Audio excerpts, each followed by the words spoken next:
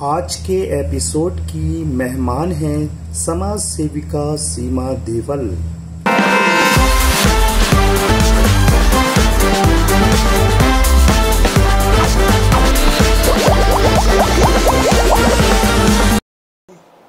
डेढ़ साल लगे मुझे। मैं 1.5 साल तो मैंने सोच लिया था कि मुझे नहीं जीना है। मैं पापा को भी, फादर इन लॉ को बोलती थी, अपने मम्मी लोग को बोलती थी, मम्मा सब कुछ है, पैसा, घर, मेरे बच्चे कोई भी संभाल ले, मैं उनके साथ जाना चाहती हूँ, मैं वहीं जाना चाहती हूँ। धार्मिक में भी तो सेवा है, कन्या विवाह हो रहा है, कहीं कुछ वितरण हो रहा है, किसी तरीके के सम्मान हो रहे हैं, वही सारे चीज़ों को इधर वैश्य समाज में गणेश महोत्सव का भी उद्देश्य वही है कि सबको मंच मिले, कार्यक्रम मिले, तो इन सबको मैनेज करने का एक जुनून सा हो गया। मैं जल्दी किसी को अपनी पास्ट नहीं बताती हूँ, कि मैं चाहती हूँ कि मैं नॉर्मल रहूँ, कोई ये ना सोचे एक सिंपैथी से मैं कुछ पा रही हूँ।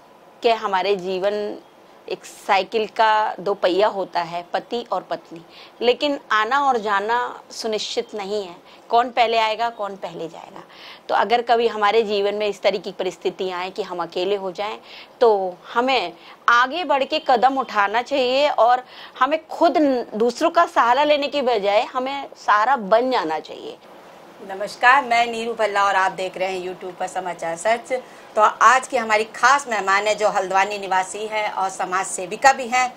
कम समय में ही पति को एक कार दुर्घटना में खो दिया, जिससे वह बहुत बुरी तरह टूट चुकी थी और बीमार भी रहने लगी। इसी बीच मैके और ससुराल वालों ने उन्हें बहुत संभाला। फिर उनके मन में आया भगवान ने उन्हें जो जीवन दिया है, खुद के लिए तो जी लिया, औरों के लिए भी जी लें। उनकी प्रेरणा बनी उनकी माँ और बेटी, तो ये समाज सेवा क्षेत्र में लग गई और कम समय में आज उन्होंने वो मुकाम पा लिया है और सेवा जीवन का हिस्सा बना चुकी हैं अपना। तो मैं 2 पंक्तियां उन्हीं के लिए कहना चाहूँगी। निकलो घर से और थाम लो बेसहारों का हाथ, मिलकर करो समाज सेवा, हो जाए एक साथ। तो मैं ज़्यादा समय नहीं लेती हूँ आपका और उन्हीं से बात करते हैं। नमस्कार मैम। नमस्कार। समाचार सच में आपका बहुत बहुत स्वागत। जब आपका बायोडाटा पढ़ा तो बहुत ज़्यादा लिखा हुआ था, लेकिन हमने बहुत ज़्यादा संक्षेप में रखना है उसको। तो मैं चाहती हूँ कि पहले आप हमारे दर्शकों को अपने बारे में थोड़ा सा बताइए, जो घर परिवार, कहाँ से रहने वाले, अपनी एजुकेशन कहाँ से हुई है, तो हम चाहते हैं कि आप हमारे दर्शकों को बताइए। सबसे पहले तो मैं समाचार सच का धन्यवाद करती हूँ और आप सब पूरी टीम का कि आपने मुझे यहाँ बुलाया। और जैसा कि मैम ने हमसे पूछा है कि मेरा एजुकेशन कहाँ का है, तो बेसिकली मैं हल्द्वानी से हूँ और मेरा मायका हल्द्वानी का ही है और एक प्रतिष्ठित परिवार की बेटी हूँ मैं। और मेरा एजुकेशन अपना हल्द्वानी कुमाऊं यूनिवर्सिटी से मैंने बीए किया और बहुत जल्दी ही, मेरी छोटी ही एज में, ग्रेजुएशन कंप्लीट ही नहीं हुआ था कि मेरी एक अच्छे व्यक्ति मिस्टर संजीव देवल से मेरी मैरिज हुई। और चूँकि पढ़ना चाहती थी और शादी हो गई थी, तो मैंने इच्छा जताई तो उन्होंने मुझे कंटिन्यू रखा। तो मैंने मास्टर्स भी किया इकोनॉमिक्स से। तो उसके बाद भी मेरी पढ़ने की इच्छा थी कि मैं पीएचडी करूं, तो फिर मेरा बेटे का जन्म हो चुका था तो वो पॉसिबल नहीं हो पाया और पोस्टिंग भी दूर रही, क्योंकि मेरे husband bank of Baroda senior HR में रहे और डायरेक्टली उनकी एचआर में ही पोस्ट थी।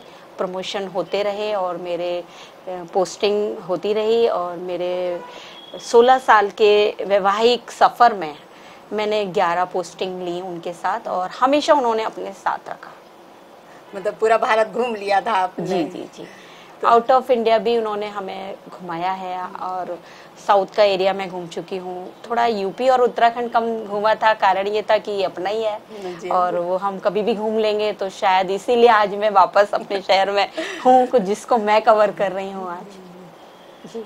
तो मैम, जैसा कि आप बता रहे हो कि आपका विवाह हुआ जो बहुत अच्छा, आपने अपने हस्बैंड की बहुत तारीफ लिखी हुई है, तो बहुत कम समय में आपने उनको खो दिया, कुछ खास कारण था ऐसा?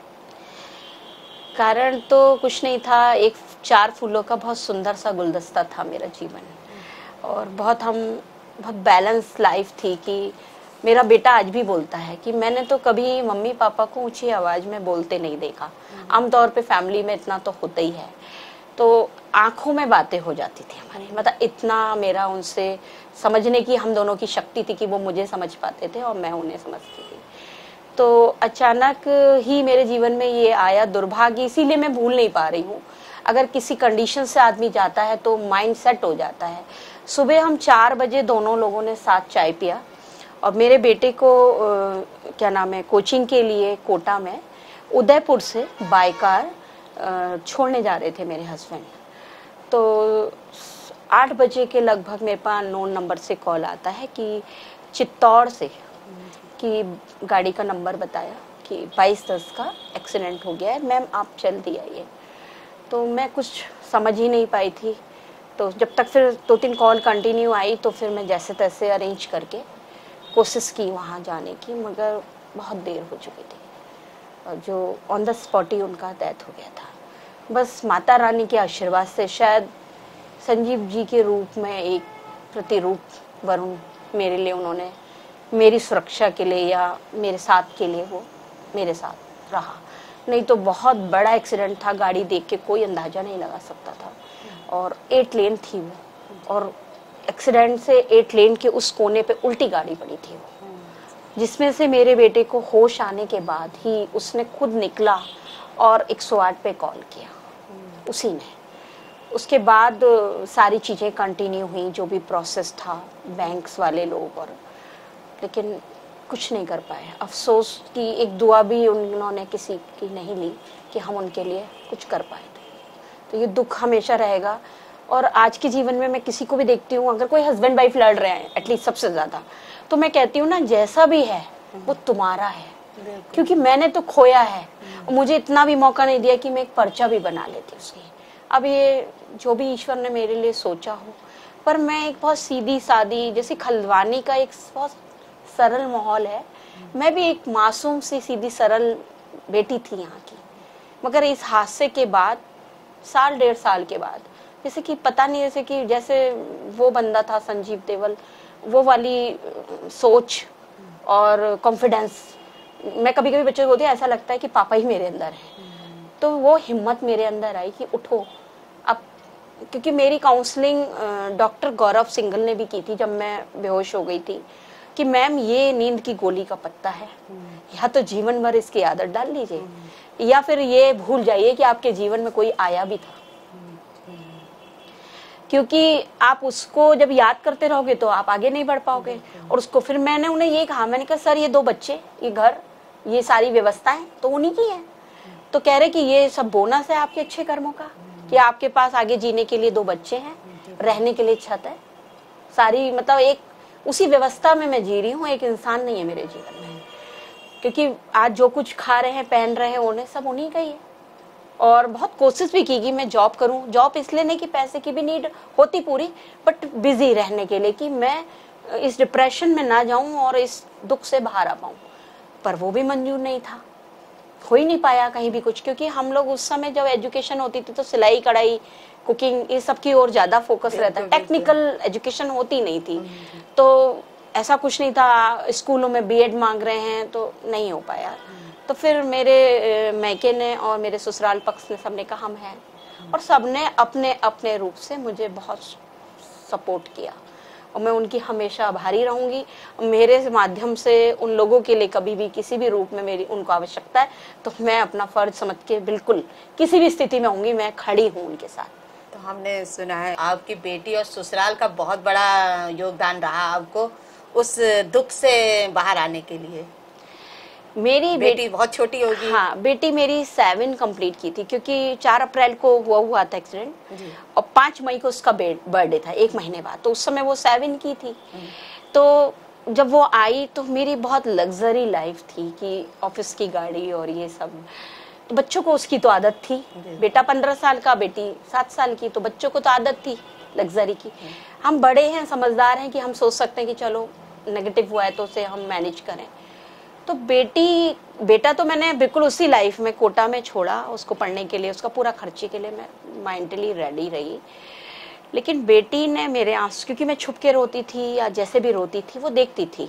अब हम घर में ही हैं, अब हम कहीं नहीं जा रहे हैं, ऑफिस पार्टी, शादी, ये सब। तो उसने एक दिन बोला, क्या मम्मा हमारा अस्तित्व ही खत्म हो गया। 8 साल की बच्ची, यानी कि वो मई में 8 साल में लग गई तो 8 साल की मानते हैं। तो उसने कहा मम्मा क्या अब हम किसी पार्टीज में या कहीं भी नहीं जाएंगे, क्योंकि पापा ले जाते थे कहीं घूमने। तो थोड़ा मुझे अंदर से एकदम, मैं मतलब इस चीज को मुझे दिमाग में ही नहीं था कि अब हम कहीं भी नहीं जाएंगे। मेरे को एकदम धक्का सा लगा और मैं आंसू से रोने लगी।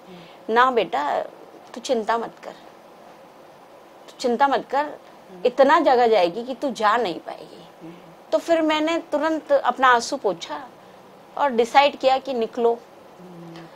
तो निकलती क्यों नहीं थी, क्योंकि मैं का भी यही था, लोगों के सवाल भी ऐसे थे, बेचारी पति नहीं है, कुछ भी हर चीज पे मतलब ऐसा लगता था जैसे मुझे ही देख रहे हैं मेरे परिवार रिश्तेदार या जो भी है। तो ऐसा लगता था कि मैंने कहा मैं जल्दी से जल्दी ये सब फेस कर लूं, क्योंकि जिससे भी मिलूंगी वो, जैसे आज आपसे भी बात कर रही हूँ तो मैं वहीं पहुंच जा रही थी बार बार। तो मैंने कहा जितना मैं निकलूंगी तो मैं जल्दी से ये चैप्टर क्लोज हो जाएगा, मैं सबको बता चुकूंगी क्या हुआ मेरे साथ, तो मैं उस दुख से जल्दी निकल जाऊंगी। निकली। फिर कितना समय लगा आपको? 1.5 साल लगे मुझे। मैं 1.5 साल तो मैं मतलब मैंने सोच लिया था कि मुझे नहीं जीना है। मैं पापा को भी, फादर इन लॉ को बोलती थी, अपने मम्मी लोग को बोलती थी मम्मा सब कुछ है, पैसा, घर, मेरे बच्चे कोई भी संभाल ले, मैं उनके साथ जाना चाहती हूँ, मैं वहीं जाना चाहती हूँ। तो मैंने खाना पीना छोड़ दिया। मुझे खाना भाभियाँ देती थी, मैं खा रही हूँ, मुझे डाइजेस्ट ही नहीं होता था। उसी में मेरा धीरे धीरे HP 6 हो गया, 6 हो गया। तो एक दिन अचानक मेरे फादर इन लॉ का फोन आता है, बोले बेटा मैं हल्द्वानी आ रहा हूँ। वो देवर के साथ दिल्ली थे, मैं तो मम्मी के यहाँ रह रही थी, तो घर पे रेंट पे ही चल रहा था मेरा अपना मकान। तो मैं सब्जी मंडी से नए बाजार तक थैला लेके सब्जी का वहाँ ही, तो डॉक्टर अनिल हैं जो चाइल्ड स्पेशलिस्ट, वहाँ पे मैं गिर गई बेहोश होके। वहाँ मेरी भाभी थी मेरे साथ, छोटी वाली, जैसे तैसे रिक्शा में उठा के, बाजार के ही लोग थे, पड़ गए, उठा के मुझे अरुण कपूर के यहाँ ले गए। चेकअप हुआ, ECG हुआ, तो उन्होंने कहा कि इतनी छोटी सी एज में इसको ऐसा क्यों, इसके उन्होंने नब्ज देख के कह दिया खून नहीं है। मैं तो दवा भी नहीं दे सकता, कम से कम 8 यूनिट तो होना ही चाहिए, तो आप सबसे पहले 2 यूनिट सुशीला तिवारी में चढ़वाइए। तो लाइफ तो ऐसी अच्छी जी थी, तो सुशीला तिवारी से मुझे डर ही लगता है हॉस्पिटल से। मैंने कहा डॉक्टर साहब मैं सुशीला तिवारी तो नहीं जाऊंगी, आप मुझे किसी भी और हॉस्पिटल में भेजिए। तो उन्हें ऐसा लगा जैसे कि हस्बैंड नहीं है तो अफोर्ड नहीं कर सकती। बोले बेटा तुम्हारी विपरीत परिस्थिति है इसलिए मैंने तुम्हें बोला। मैंने कहा नहीं, मुझे आप कहीं भी भेजिए। तो उन्होंने गौरव सिंगल के अपने रेफरेंस में भेजा।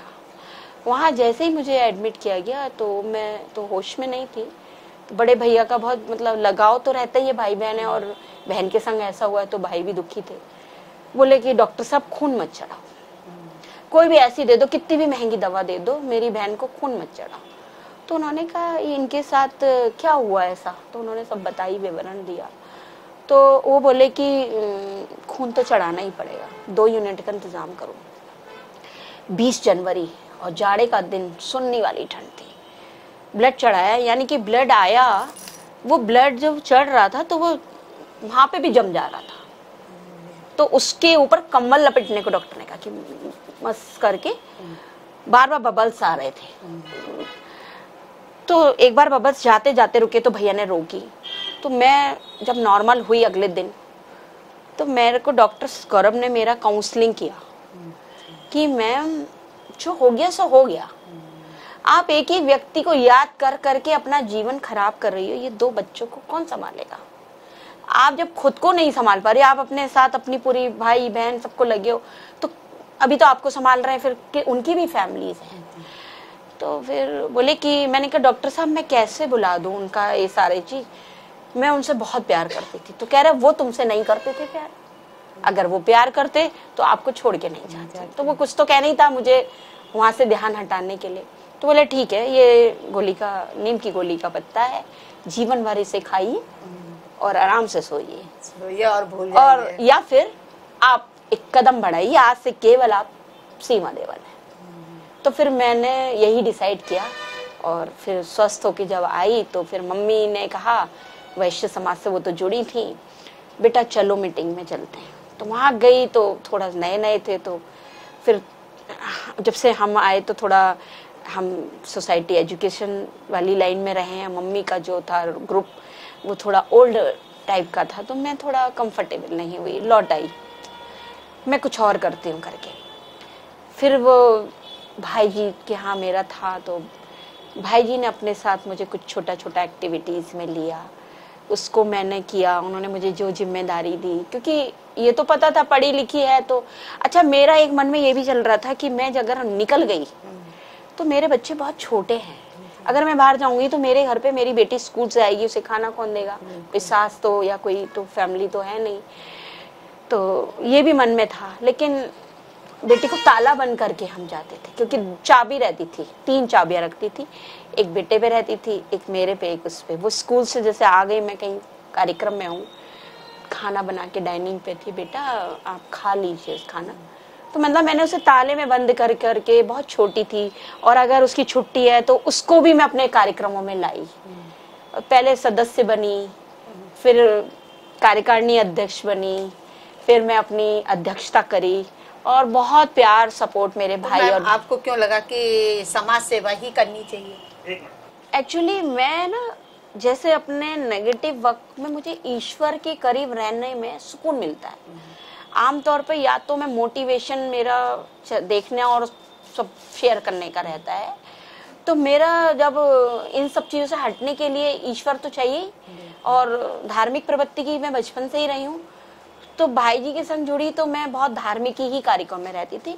और कुछ लोगों ने मुझे कमेंट्स भी किया अपने शहर के, नाम लेना व्यर्थ है, तो कि ये तो केवल धार्मिक ही कार्यक्रम करती है, लेकिन मुझे उसमें आनंद मिलता था। धार्मिक में भी तो सेवा है, कन्या विवाह हो रहा है, कहीं कुछ वितरण हो रहा है, किसी किसी तरीके के सम्मान हो रहे हैं, वही सारे चीज़ों को इधर वैश्य समाज में गणेश महोत्सव का भी उद्देश्य वही है कि सबको मंच मिले, कार्यक्रम मिले, तो इन सबको मैनेज करने का एक जुनून सा हो गया।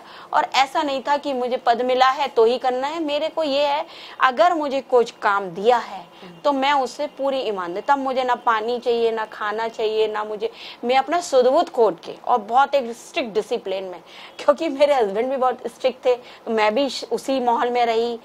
सर्विस वालों का एक लाइफ स्टाइल डिसिप्लिन वाला होता ही है, तो मैके का थोड़ा सा कल्चर और उनका डिसिप्लिन मिलके जो मेरे अंदर एक था, उसका लाभ मुझे समाज सेवा में बहुत अच्छा मिला। लोगों को पसंद आया मेरा तरीका, और लोग मुझसे जुड़ते चले गए। मैंने अपने कार्यकाल में 450 महिलाएं अपने समाज, जैसे 4,500 परिवार हैं हमारे वैश्य समाज के, तो जैसे कोई कहीं जुड़ा है, कोई आ नहीं रहा है, किसी को प्यार नहीं मिला या किसी पे कॉल नहीं गया, सूचना नहीं मिली, लेकिन हमने लिस्टिंग किया बैठ के, और सबको, मतलब जब मैं कार्यकारी अध्यक्ष थी तभी मैं अपनी जो हमारी अध्यक्ष रही उनके कार्यकाल में मैं सारा मैनेज करती थी, तो मेरे को बहुत अच्छा आ गया था पूरा मैनेज करना। तो अध्यक्ष बनी तो 1 साल तो मेरा बहुत अच्छा गया और करा कार्यक्रम, लेकिन दुर्भाग्य था कि कोविड आ गया मेरे कार्यकाल में। तो कोविड आया तो चैलेंजिंग था कि घर में बंद रहना, यानी कि मेरा होली का कार्यक्रम अनाउंस हो चुका था। तो जब मोदी जी ने कहा कि अगर जो भी अवेयर लोग हैं तो वो कोशिश करें कि इन कार्यक्रम को निरस्त कर सकते हैं तो करें।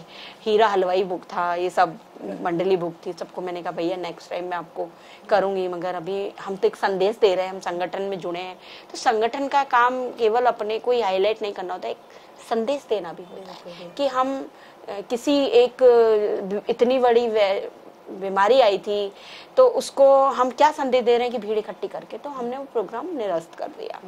तो निरस्त करके थोड़ा ब्रेक लेने के बाद सोचा क्या करें, अब उसके बाद तो फिर चुनाव होने ही हैं, तो हम क्या करें, तो फिर लैपटॉप और ये सब लेके महिला दिवस आया जैसे, तो सबसे पहले मैंने अपने ग्रुप में डाला कि सब लोग अपनी माँ के लिए स्वरचित पंक्तियाँ लिखिए, तो उन्हें लिखा, उसको हमने फिर क्रॉप करके स्वरचित का देखा कि गूगल से कॉपी पेस्ट तो नहीं किया है, क्योंकि लैंग्वेज से समझ में आता है कि क्या है, तो ऐसे करके टॉप 5 हमने निकाली और उनको अखबार में भी हमने भेजा, और सबसे कहा कि आपका पुरस्कार जब सुविधा अनुसार कोविड के उपरांत बाद में हम आपको पुरस्कृत करेंगे। इसी तरीके से मेरे तीज, तो पहला कार्यकाल जो रहा, मतलब पहला जो कोविड आया फर्स्ट फेज, उसमें मैंने मंगा के, मतलब कहने का मतलब आप बना के भेज दीजिए, कुकिंग है तो बना के फोटो भेज दीजिए, मेहंदी है तो लगा के, इस तरीके से। तो जो नेक्स्ट आया उस पे मुझे और मैं अवेयर हुई, तो उसको मैंने लाइव किया, जैसे हम अभी बैठे हैं कि हम गूगल मीट और ऐसे लाइव रैम वॉक चल रहा है अपने घर में, सब रैम वॉक कर रही हैं, हम देख रहे हैं, हमारे जजेस भी हैं, सब अपने अपने घर से। इतना रोमांचक था कि मतलब लगा ही नहीं कि कोविड चल रहा है। और मैंने 22 कार्यक्रम कोविड में कर दिए। इवन गणेश महोत्सव हमारी मेन बॉडी करती है, तो उसमें मंच सस्ता ही है, जैसे आप देखती हैं, फैंसी ड्रेस होता है, एक दिन ये होता है, चित्रकला होता है, वो सब हमारी टीम ने। और मेरे लिए थोड़ा टास्क ये भी था, जब हम एक मंच सजाते हैं तो मंच संचालन कोई करता है, अब अध्यक्ष तो अध्यक्ष ही होता है, वो अतिथियों के स्वागत मैनेजमेंट। लेकिन ऑनलाइन में क्या था, अध्यक्ष भी मैं ही, होस्ट भी मैं ही, एंकर भी मैं ही, तो सारा कुछ जब मैं ही कर रही हूँ, क्योंकि सारा सब अपने घर में है। बहुत से लोगों का तो मोबाइल चलाना भी नहीं आता था, गूगल मीट नहीं आती थी, बहुत सारे लोग नहीं कर पा रहे थे, तो उन्हें बता रहे थे इस तरीके से करिए। तो हमारा लाइव रैम वॉक किया, मेहंदी लगा रही है, कुकिंग बन रहा है, हम देख रहे हैं, आप कैमरा वहां ले जाइए, मतलब बड़ा इंटरेस्टिंग था। इवन जब मैं वो कार्यक्रम कर ली तो मेरे पास तो अदर संगठनों से भी जुड़ी हूँ, दिल्ली और मुंबई से भी लोगों के आए फोन, मैम एक एक्टिविटी, एक आप कार्यक्रम ऐसा करा लीजिए कि ऑनलाइन हमारे साथ भी करिए, क्योंकि फेसबुक पे चल रहा था तीज वीज का, तो लोग रजिस्ट्रेशन करने को तैयार थे। मैंने कहा ये तो मेरा केवल वैश्य समाज का ही है, क्योंकि इसमें हमारा ये रहता है कि हम अपने ही समाज की महिलाओं को प्रमोट करने के लिए इसको करते हैं। बाकी एक्टिविटीज होती हैं उसमें हम अदर्स बच्चों को और महिलाओं को लेते हैं, लेकिन जो तीज होती है वैश्य महिला की, उसमें हमारी महिलाएं और हमारे ही बच्चे मंच लेते हैं। आपको विभिन्न पदों में भी रही हैं, आप किन किन से जुड़ी हुई हैं आप? मैं सबसे पहले तो हरिशरणम से ही जुड़ी हूँ, और श्रद्धेव भाई जी का मैं आभार करती हूँ कि उनका आशीर्वाद मुझे मिला, और एक अपनी बहन को भाई की तरह प्यार और सपोर्ट किया, क्योंकि विपरीत परिस्थितियों में एक मार्गदर्शक की ही जरूरत होती है और ईश्वर की जरूरत होती है। तो ईश्वर के करीब ले जाने के लिए तो जरिया भाई जी है मेरे, ठाकुर जी से प्रेम करना सिखाया, और उन्हीं की कृपा से आज मैं आपसे बात करने में सक्षम हूँ।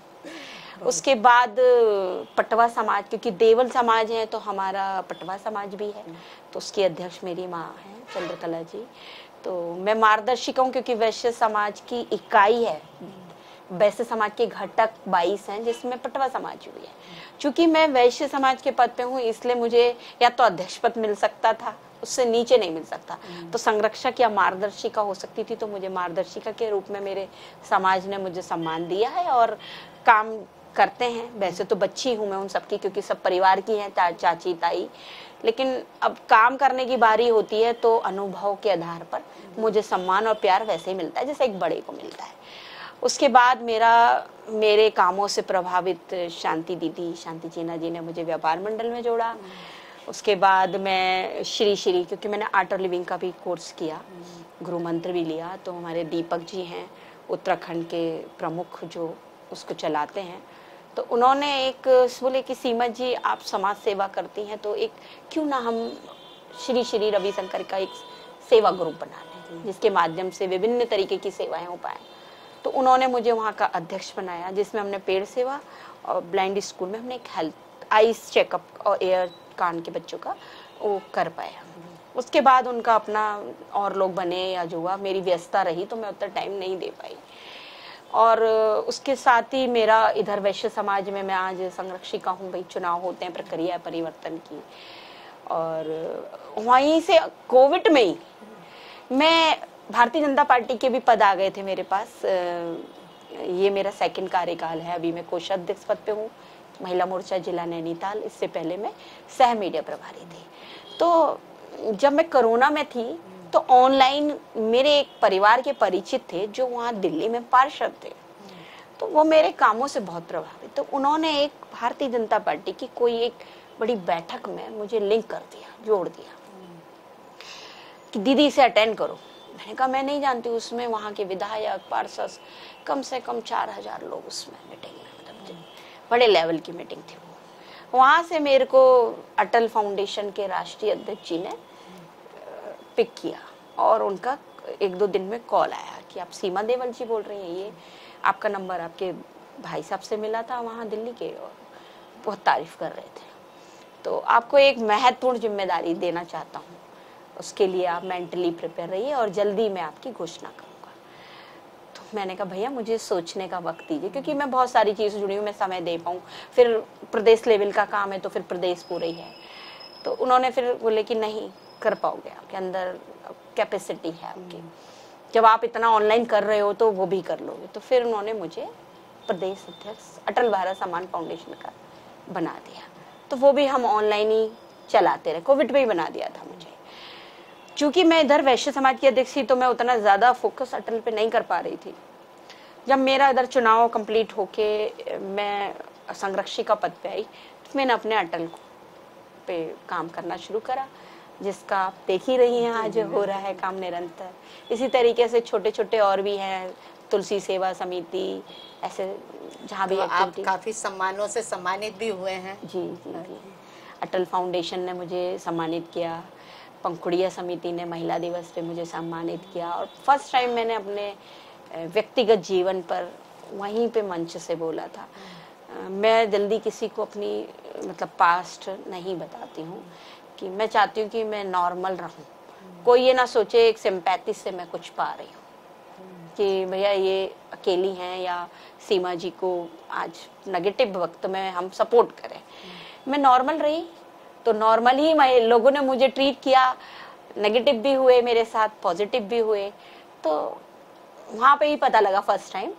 और ऐसे ही पेड़ सेवा हुई तो इस पे भी हमें अवार्ड मिला। पे नहीं थी तो बेटी बचाओ के मैं भी मेरी कार्यक्षमता को देके मुझे शॉल और उससे सम्मानित किया गया भारत महिला मोर्चा द्वारा, और अटल से दोनों ही बार मुझे सम्मानित किया गया। वैश्य महिला समिति में भी जो हमारी पहले अध्यक्ष थी उन्होंने हमें महिला दिवस पे सम्मानित किया। हरिशरणम की ओर से सभी 108 महिला का पूरा जो पैनल था वो सब हम ही सभी की देखरेख में हुआ, तो भाई जी के आशीर्वाद से हमें भी उस मिला वो। तो वैसे तो खैर सम्मान मिलता है तो बहुत अच्छा लगता है, लेकिन ऐसा होड़ नहीं लगाया कि सम्मान ही के लिए करें हम, चलते चले गए, कारवां बनता गया, जैसे आज आपकी नजर पड़ी ऐसी नजर पड़ती गई, सम्मानित होते चले गए। तो मैम ये तो आपका अभी तक का समाज सेवा का सफर और यहाँ सम्मान और उपलब्धियों का सफर था, लेकिन इसमें आप परिवार का कितना सहयोग मानते हैं? बच्चों का और परिवार में जो अदर्स लोग हैं और बच्चे मेन हैं। देखिए आज मैं जो कुछ हूँ बिना बच्चों के सपोर्ट के, कहने का मतलब है अगर मैं आपके पास भी बैठी हूँ तो घर पे कोई है। अगर वो बच्चे मेंटली रूप से ये कह दें हम तो नहीं रहेंगे या हम कैसे मैनेज करेंगे, और अभी तो बच्चे बहुत बड़े हो चुके हैं, 12 साल का समय बहुत लंबा समय होता है, लेकिन फिर भी मेरे लिए वो घड़ी आज भी ऐसा लगता है जैसे ताजी जख्म है। फिर भी बच्चों ने बहुत कोऑपरेट किया। इवन मेरे बहुत से रिलेटिव थे, वो ये भी बोलते थे कि क्यों दीदी समाज सेवा में लगी हो, धूप में जा रही हो, भूखी प्यासी घूम रही हो। फिर बीमार भी पड़ जाती थी क्योंकि घर पे जाके रेस्ट करना, क्योंकि घर पे जाके घर के भी तो काम होते हैं। तो जब बच्चे पढ़ लेंगे, बच्चे सब बन जाएंगे तब करना। तो बेटा अपना स्ट्रगल कर रहा था, आज ठाकुर जी की कृपा से वो एक कंपनी चला रहा है, शायद उनके पिता का आशीर्वाद है, क्योंकि एक सकारात्मक सोच के साथ हम लोग चलते रहे। हम 3 जने हैं, बेटा बेटी और मैं।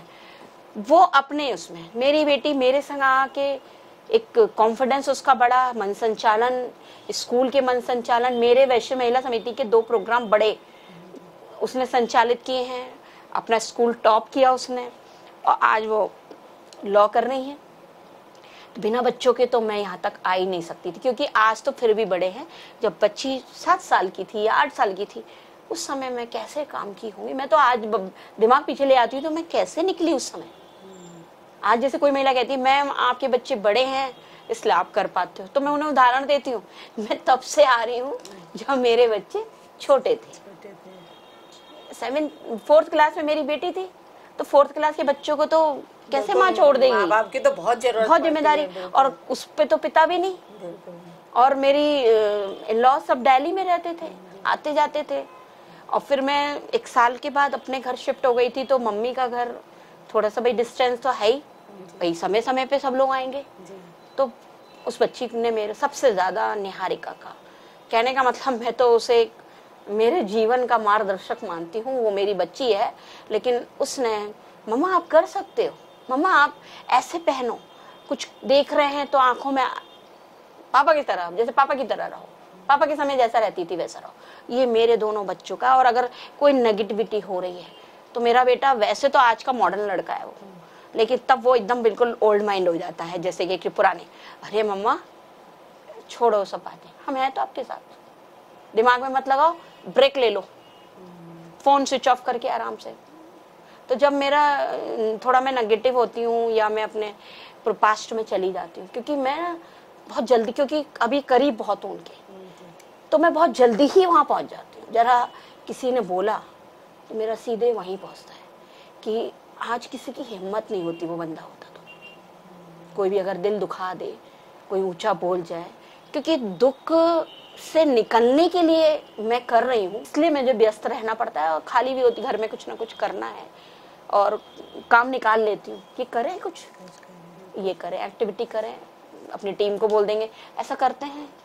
तो वैश्य समाज बड़ा था तो उसमें परिवार जाते थे, तो कभी किसी का दुख है सुख है तो उसकी एक्टिविटीज अलग टाइप की होती थी। अब ये अटल है, वो राष्ट्रीय टीम के अकॉर्डिंग जैसे वहाँ से कार्यक्रम हमें दिए जाते हैं, कंपलसरी कार्यक्रम वो हम करते हैं, बाकी छोटा छोटा सेवा है, कहीं पानी वानी जो भी हम कर सकते हैं वो हम अपनी सुविधा अनुसार करते हैं। तो मैम, जो आपका इतना लंबा पीरियड रहा ये समाज सेवा का, कभी इसमें कोई ऐसा यादगार पल भी रहा होगा जो दिल को छूने वाला होगा? यादगार पल वो था जब मैं पहली बार होली का प्रोग्राम हरिशरणम द्वारा होता है जी, तो निमंत्रण मेरे लिए पर्सनल भेजा था क्योंकि मैं जाती नहीं थी जब तक मेरी एक आदत थी, क्योंकि लाइफ बहुत क्लासी लाइफ से, मतलब कहने का मतलब मेरे को ऐसा लगा जैसे मैं नीचे से आ गई। जब तक कोई कॉल नहीं करता है, बहुत हल्द्वानी में भी प्रोग्राम होते हैं और बहुत लोग सोचते हैं सीमा जी जिसका कॉल आया है वहां मैं कैसे भी पहुंचूंगी, तो वो आदत थी मेरी। तो जब मेरा कॉल आया मैं गई, तो जब वहां पे भजन हो रहे थे तो उसमें एक भजन है, नाथ तारो शरण आयो जी, तो वो भजन चल रहा था जैसे कि वो मेरे लिए ही भजन बना है, चिंता मेरी सब तेरी हो गई, मतलब उस भजन की लाइनें हैं बहुत अच्छी जो अंदर टच करती है। वो था मेरा जो मुझे झंझोड़ दिया था कि जैसे मेरी खुशियां छिन गई, क्योंकि मेरे हस्बैंड बहुत शौकीन थे घूमना, तैयार होना, मैं अच्छे से रहूं, अप टू डेट रहूं, तो वो ऐसा अंदर से ही लगता था कि अब मैं कैसे तैयार होंगी, लोग क्या कहेंगे। तो वो ठाकुर जी की प्रेरणा और भाई जी के आशीर्वाद में, आप क्यों मानती हो ठाकुर जी हैं तो उनके लिए सजो सबरो। तो सबसे पहले जनपक्ष का एक प्रोग्राम था, उसकी लॉन्चिंग का था 2013 या 14 में, आपको ख्याल होगा, उस पे हमने एक कृष्ण के नृत्य प्रस्तुति दी थी। उसके लिए पूरा आलते से लेकर सब सजना सवरना, तो ऐसा लगा कि मैं अनमैरिड हूँ और बैचलर वाला फील सब भूल गई मैं। और वो धुन ऐसी आई, कृष्ण की ऐसी धुन आई, अब लोग क्या कहेंगे छोड़ दिया। क्योंकि एक बात सबसे बड़ा संदेश है कि एक औरत के संग इतना बड़ा जब हादसा होता है, एक तो वो वैसे ही टूट चुकी है, उस पे समाज उस पे अपनी रीति रूढ़ी रिवाज डाल के उसे तोड़ दे।